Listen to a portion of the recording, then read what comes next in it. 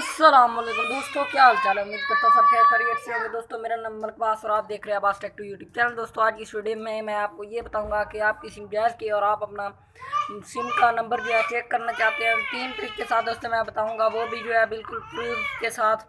तो दोस्तों इस वीडियो को लाइक कर दें और अगर हमारे चैनल पर नहीं है तो हमारे चैनल को ज़रूर सब्सक्राइब करें तो और बेल आइकन ज़रूर प्रेस करें ताकि हमारी कोई वीडियो आपसे मिस ना हो। स्टार्ट करते हैं इस वीडियो को। जी तो फ्रेंड्स, मैं आ चुका हूँ अपने मोबाइल फ़ोन में। मोबाइल फ़ोन में आने के बाद दोस्तों आपको क्या करना है, सिंपली यहाँ पर आपको *11 दो दफ़ा यानी कि *11 टाइप के करके हैश के आइकन पर क्लिक कर देना है।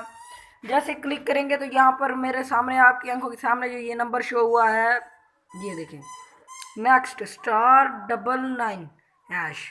तो जैसे आप ये टाइप करेंगे तो आपके सामने ये देखें अपना मोबाइल फ़ोन। तो उसके बाद एक और है, सिंपली से ये 3 वर्ड आप दिमाग में याद कर लें और ताकि आपको कभी भी अपना नंबर चेक करना पड़ता है, अगर आप लोड कराने जाते हैं तो आपको जो है अपने नंबर की जो है भूली होती है, तो आप ये नंबर ध्यान से देख ले करें।